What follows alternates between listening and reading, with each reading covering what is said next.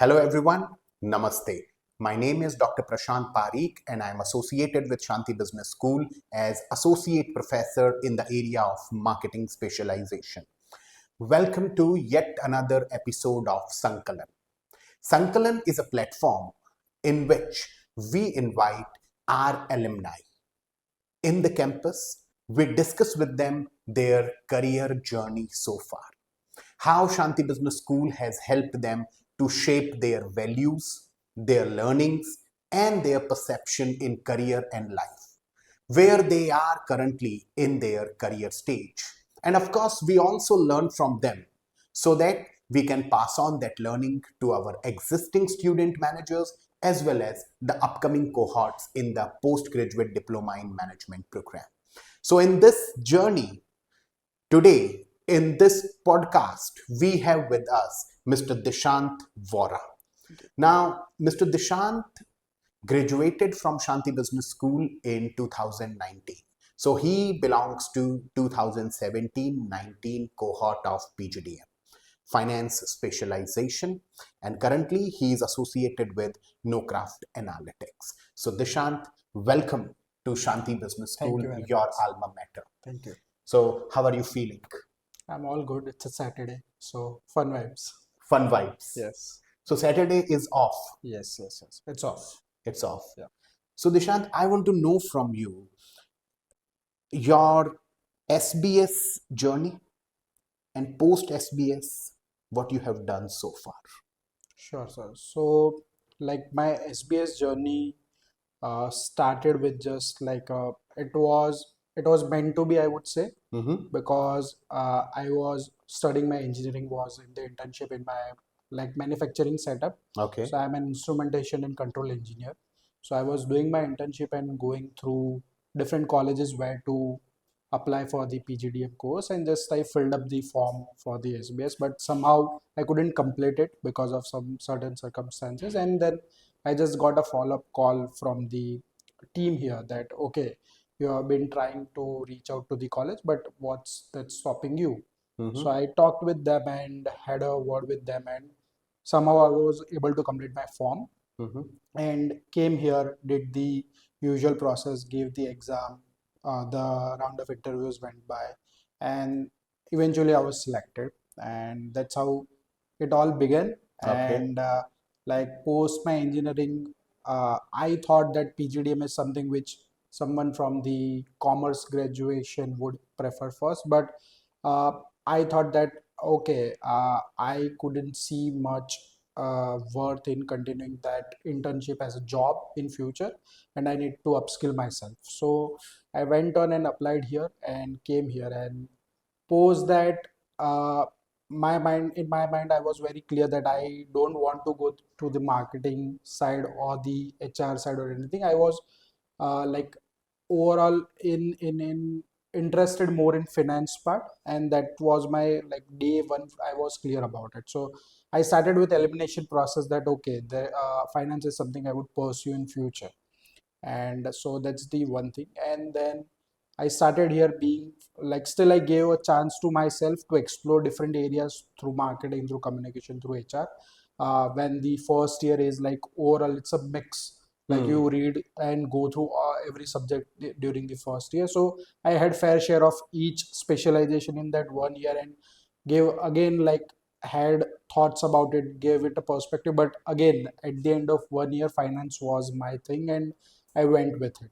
And overall, when I entered SBS, the things I knew, how corporate operates, or how the corporate life is, which I was not very much aware about it before that, obviously because I was a fresher and not working in a typically corporate culture. It was a manufacturing setup where I was doing my internship, or Okay. where I would pursue a job if I was there still. So I got to know how things operate in real world, and learned the concepts of finance, which I was already interested in. And because I had like zero knowledge about finance before I entered here, but the faculties and mentors, overall the curriculum has helped me to shape my learnings in such a way that it's not a burden as well, but I'm learning on the way. It's not like I need to read things or learn things. It was taught in a way that that instilled me naturally, and I can see those things happening in reality as well. So that is one thing, that if someone is pursuing a PGDM, Mhm. like I have been through engineering as well, but in engineering you need to go to a particular setup to see those things, how things are working. But when you are in a PGDM or an MBA course, you are seeing a real life examples around you. Like if there is an example taught about marketing in a class, you can go out and look about it, right? Even if you can check out some financial information, you can check out financials of any companies, or you can go through the stock markets if you are interested in it.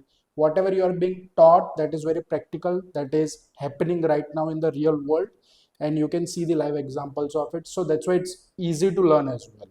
So that's the one thing. And post that, overall I completed my entire like a curriculum over here, and the placement season came where, like, technically everyone gets into the PGDM or MBA, to be very honest, to get the better job. Okay. That's a very fair answer. There is no way that someone is going just purely for learnings, right?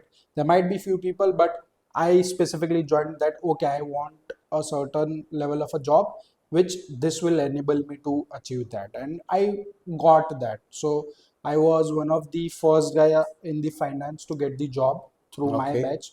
So I got placed into Knowcraft Analytics. It was I wouldn't say rigorous, but yeah, a tough rounds. We gave multiple interviews and we gave the mock test and all, for which we were prepared in advance by the faculties and by the facilitators at the SBS. So we did that, gone through the usual process, got placed, and uh, when I was studying here, I was like, okay, I won't stay in a company for 2 years or 3 years, but the things have flown in such a way and worked in my favor. I'm still associated with the same company from like I was placed in Knowcraft Analytics, and it's been going great. Like I joined as a junior analyst, which was like the you are at the bottom of the hierarchy. Like worked my way up through that. Then I become senior analyst two. Then I become assistant manager. Then I become associate manager. And today, like 6 months back, I got promoted to the manager, and Great. currently working and handling a team of valuation analysts. So there are around 12 people in my team, and we are handling overall valuation work for US clients and some other countries as well. So yeah, that's my journey till now. Oh, that's so detailed. Yeah. And Dishant has presented in a delicate manner in front of us. Now, from Shanti Business School, you got placed into Knowcraft Analytics. Knowcraft Analytics is a regular recruiter Yeah. at Shanti Business Yeah. School. 6 years, or rather more than that, he is still with Knowcraft Analytics, has grown the corporate hierarchy, has climbed the ladder of corporate hierarchy, and now he is a manager in Knowcraft Analytics. Now, Dishant, I want to know, since you have done finance was your domain. Yeah. Please tell us more about the finance specialization of SBS, how Okay. the faculty prepare students, Mhm. how they prepare for placements, and the style of teaching. If you Okay. can give some examples or can throw some light on that. Sure, sure. So as I mentioned, I had like zero knowledge about finance when I joined in, Hmm. but my first job was in finance, considering I took the finance specialization. So overall curriculum is settled in a way that first year is more like brushing up on your basics, like at as basic as income statement and balance sheet, because someone who is from engineering background has never seen a balance sheet like in their studies or anywhere. So when you are given those things and those are explained or taught in a way that you understand things, that okay, this is where it matters and this is where it don't. So you are directed towards certain things which are important.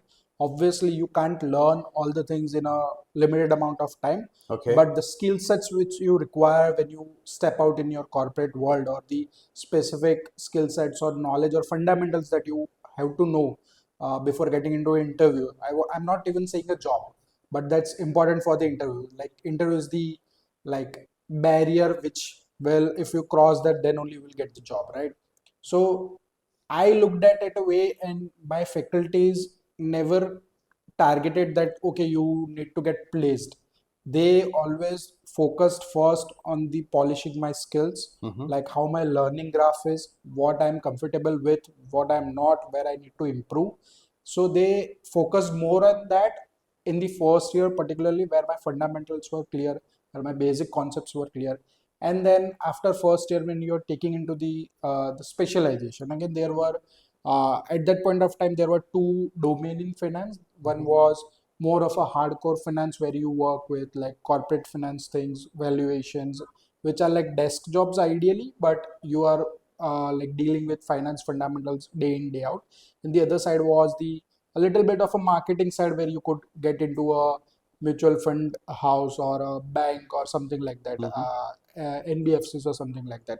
So again, my inclination was towards the core finance, and I took the valuation and corporate finance part of it, and that's where the real, uh, I would say, the actual finance which you will use in your corporate world, where the concepts will you will use in day-to-day work. So people usually say that you don't get to see things which you study in your books, but I am in such a profession that if I don't, if I have not gone through the textbooks properly, I would struggle in my corporate life because I am using those concepts every day.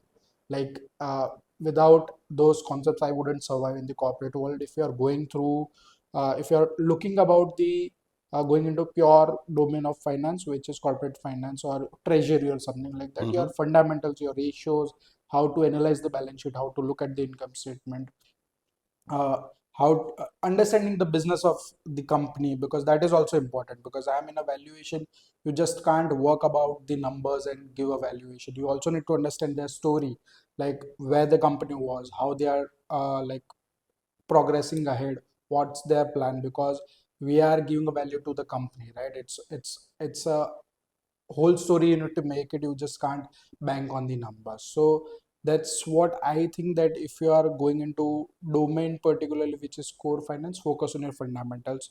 On Mm-hmm. the other side, if you are more on the NBFC sides or banking side, it requires a little bit of selling as well. Like you Okay. have to be a salesman, not particularly salesman, but you need to push things to the customers, obviously, because if you are working in a bank, you need to cross sell sometimes, although that's not your pure domain.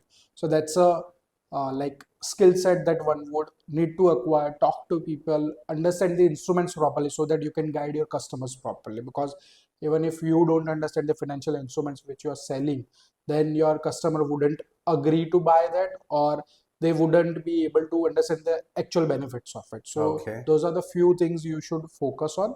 That's the very, I would say, like aerial view of it. There are a lot of nitty gritties when you're going through this, but these are the end goals which you need to reach, and for that, everything that is required, you should do that. Oh, that's great. That's Right. fantastic. So focus on fundamentals and you will reach where you want to reach. Especially those who are looking for finance specialization in their PGDM or MBA. This particular answer of Mr. Dishant Vora is going to be critical, very useful. Now, Dishant, uh, your learnings, that means your PGDM programs learning here at Shanti Business School, Hmm. how it has helped you in these 6 years? Because since last 6 years you are with Knowcraft. Yeah, like I will be completing Seven, yeah, 7 years 7 years. almost now. Yeah, And 7 years with one organization. And yeah, as you mentioned, you have grown yeah, yeah. from one designation to another designation. Right. So, how the teaching or the learning from the program has helped you in your corporate life? Right. So, like as I mentioned, I would just quote the same example. Mm. Like when I entered this college, the faculties or my mentors never focused on getting me placed at the day one.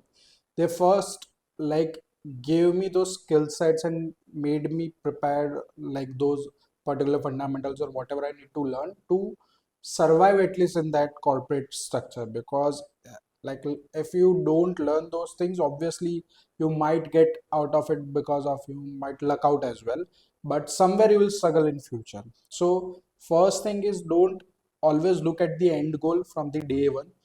Start slow, start Mm-hmm. small, have some small goals, like okay, if I need to reach at a destination, there is a way to it. It don't think about in the first go. Look at the steps of it. Look at the what's the process of it, and then do that process, and eventually you will reach that goal. Because so I am someone who is very much into the process, into the steps, breaking those into the small steps and reaching there. Because sometimes it becomes very like overwhelmed when you're looking at the end goal. So I would suggest that focus on small goals first. Like if there is 5 steps, focus on one step at a time, and then eventually you will reach there. You might reach there a bit late, but you will reach there, that's for sure. So never look at the end goal in the day one. Focus on the like the bird in the hand, or the things you can do quickly. Okay. Sometimes we forget that, and sometimes we tend to feel that okay, I can do this. I need to do something which I don't know. But first master that what you know already. Master that, and then get on to the next thing, and then get on to the next thing, and eventually you will reach your final goal. So don't hurry.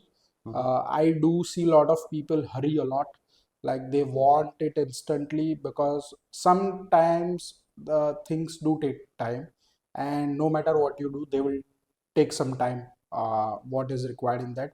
So be patient in that. Have that faith in yourself first of all, that okay, never have that कि ये नहीं होगा, either it will be हो जाएगा या फिर कैसे होगा. Have those two questions, या हो जाएगा या कैसे होगा. Never think that नहीं होगा, right? So if you have that attitude that okay, I might not reach 100%, but even if I'm getting 80% of it, I'm good about it, and then I can move to the next chapter. Okay, so friends, be optimistic, keep your goal in your mind, break your bigger purpose into small, achievable milestones, and each milestone will fill you up with confidence to reach the next milestone. That's what Dishant was trying to mention. Now, Dishant, we would like to know your current profile. Okay. What your company do? I mean, Knowcraft Analytics, what is their business, and what's your role in it? Sure. So when I joined, Knowcraft was known as the valuation firm. They were primarily into the valuations only, and there was some part of it which was doing accounting as well, for like outsourced accounting. So now over the years, since the day I have joined, it's been 7 years. So we are now transformed into a one-stop solution finance firm. We like provide services for valuations. We provide for accounting, for taxation. We also started investment banking. So all these like different departments are working in different directions. So which was at some time it was just a core valuation firm. Now it's a full-fledged one-stop solution for any of your financial needs. And we are, I think, one of the companies in India who provides all this service by the same company. So we have grown a lot. Like when I joined, it was around 70-80 people maximum, and now I think we are 350 plus crafters, we say, because it's a no craft. So crafters, we have 350 plus crafters in the company.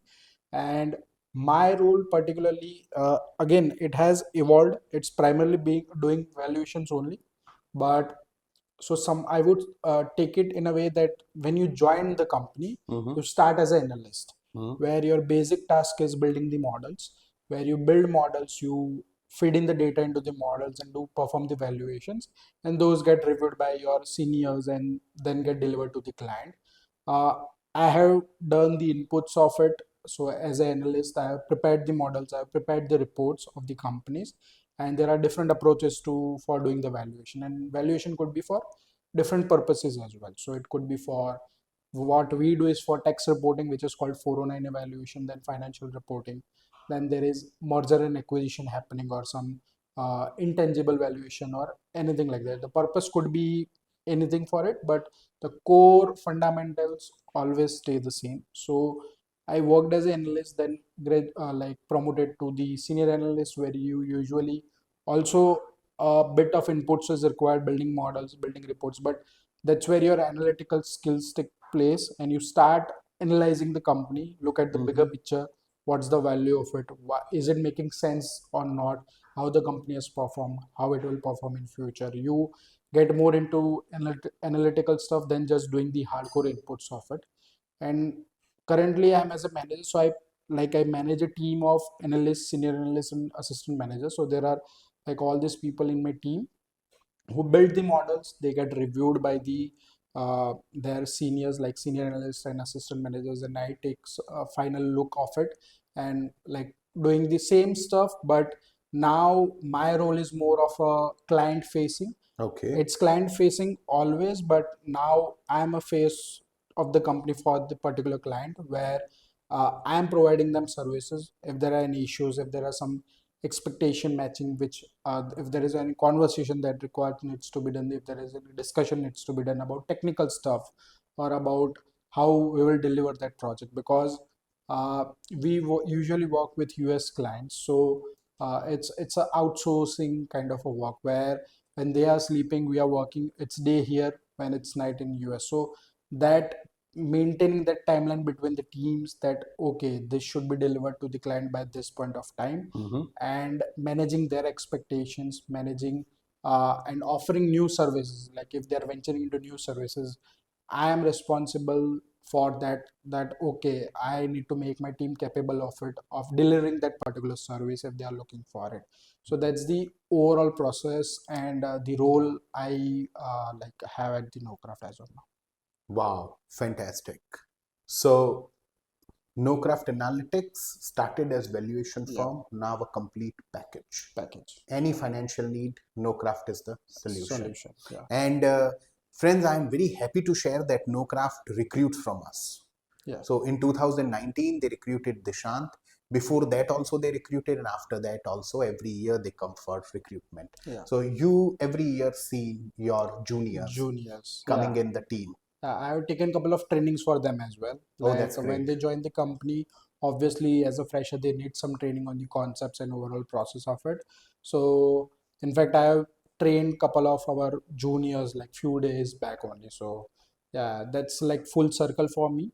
Mhm. Like where I started, where I gave interviews and got into the company, and now people coming from my college, I'm training them and making them like aware about the things at the company. So it's a very good feeling that okay, somewhere where you started and how you reached at this place, and now you are fulfilling the different role, like you're on the Exactly. other side of the table. So That it is really always feels good. euphoric. Yeah, That's always a good feeling. And when you do something for your alma mater, yeah, that feeling is unexplainable. unexplainable. Yes. Now, Dishant, since it's been 6, 7 years, you graduated 2017-19. Yeah.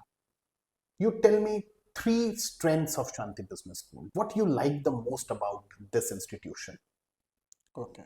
So, like first and foremost is like the students here are not just from a particular state or particular city. So Diversity. the diversity which you have, like even let's say we had like 105 or 110 people in my batch, even if you interact with each one of them Mhm. during your tenure over here, the perspective that you get, like Mhm. your vision gets broadened, how people think, because when you are out there, it's not that everyone will think like you. So Mhm. that perspective, different perspective that you get from the people, that was something like I was surprised by, because what I am thinking and what someone else could make out of it, like it blows your mind sometimes, that okay, this is another way, and you in your wildest dream you couldn't think about it, Mhm. and what someone else is thinking, it is something like okay, that's a fresh perspective. So that's the first, that diversity that the batch has. And second thing is the mentors or faculties, I would say, Mhm. because those they facilitate you, and they provide you that platform. They will push you, Mhm. they will put you in uncomfortable situations, but all those things are required. Mhm. If you feel like people or students sometimes tend to feel that okay, this a particular faculty is like basically they make you very uncomfortable, they put you in that uncomfortable situation giving presentations, which you are obviously not doing before getting into the college, right? So for some people stage fear is one of those things, or public speaking is one of the things. So they put you in uncomfortable situation, in challenging situation, so that you can learn from it, and when next time you get into certain situations, I'm not saying you will like master it, but at least you will get your survival skill. You will uh, get, it will be less harder on you.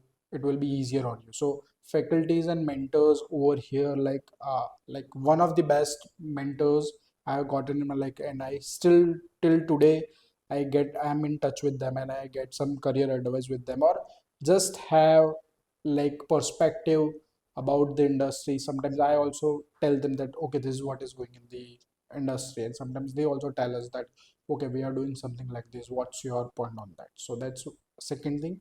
And third thing is the overall the curriculum is planned in a way. So first is diversity, second is Faculty. faculties and mentors, and the third is the curriculum.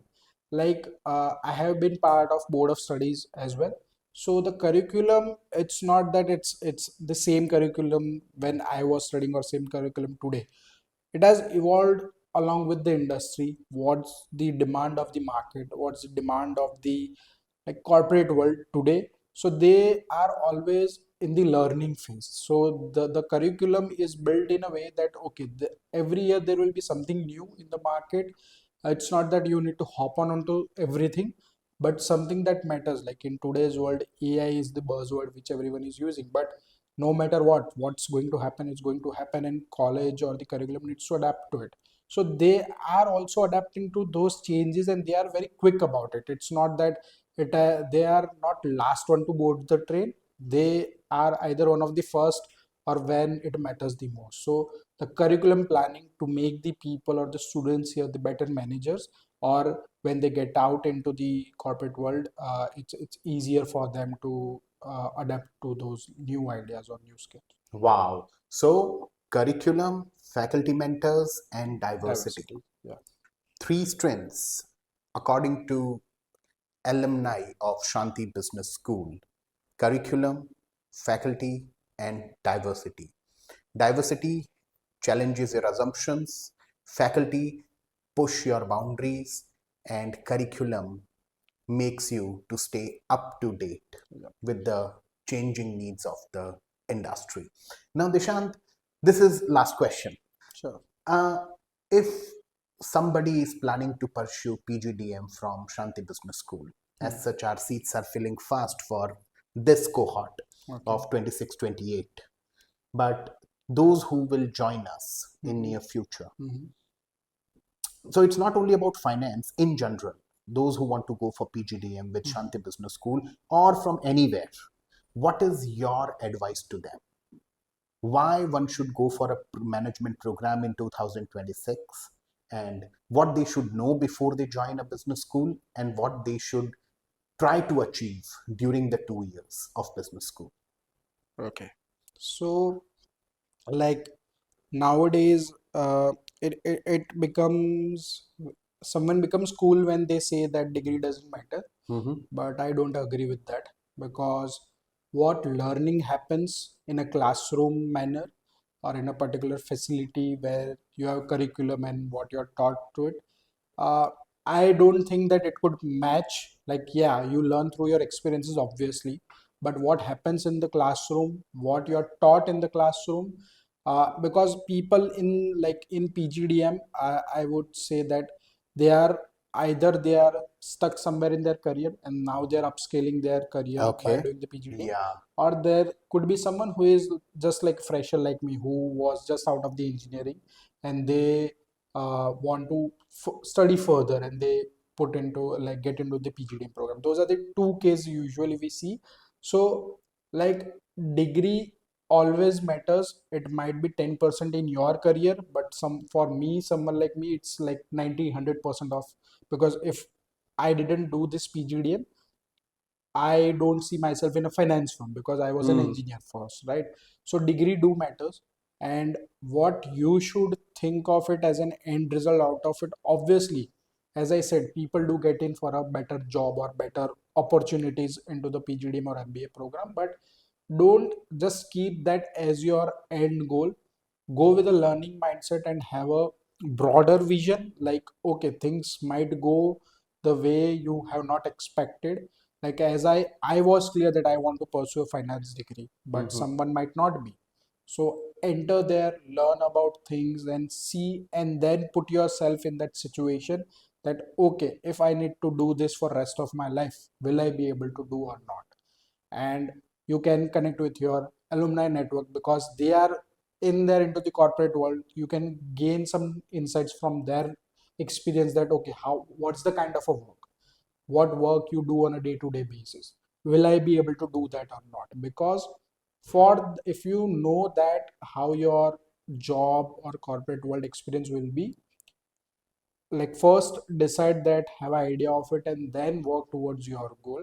And I don't think anything could match. There could be some better options obviously, but doing a classroom thing in a 18-24 months tenure, how you go through a particular curriculum where the first year is very rigorous, you go through different concepts, you learn so many things, and how it naturally boosts your ability to take more things at the same time. Like till now in graduation you are focused on very particular subject, here you have a vast variety of subjects to learn. So you are in that situation where you are learning new things, you are naturally like evolving, because once you enter this program and when you get out of it, obviously you're a different person. Maybe 5-10% the changes, in some people the change is 5-10%, in some people it's more. It's how you take it. But I would say it's not cliche to take a PGDM or MBA degree in today's world. You will get benefited from it, and don't keep the job as your end goal. Go with a little bit of experiment on you and see how things for like falls in place for you, and pursue what you are interested in by taking the insights from other people or who are already working in the industry, and then like start pursuing it. And I don't go in a just blind with that, okay, I want to do a PhD. Have a plan of it because you're paying fees of it, right? So have a plan, discuss with people, gain knowledge from their experience, and then decide for yourself that okay, ask your question, will I be able to do this for rest of my life as of now? If the answer is yes, or you can say maybe as well, then also go for it. And then it's not that you are going to do that for rest of your life, you will change. But for a starters, let's get ask yourself a question and get into it. Wow, fantastic. So, friends, highly insightful conversation with alumnus of Shanti Business School, Mr. Dishant Vora. And his last answer was proper planning plus firm determination plus hard work plus smart work is equal to 100% success. But have a goal. Be very clear why you want to go for PGDM or MBA. That means higher education. And then you will enjoy this journey. You will learn from this program.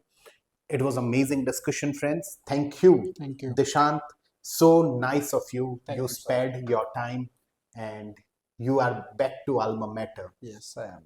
right? So this is something which we cherish and we want our alumni to be with us so that the best thoughts come to us and the best thoughts and learning goes to our students. Very soon, I'll come out with another episode of Sankalan, one more distinguished alumni of Shanti Business School, and we'll have interaction. It's time to sign out from this episode. Thank you. Namaste.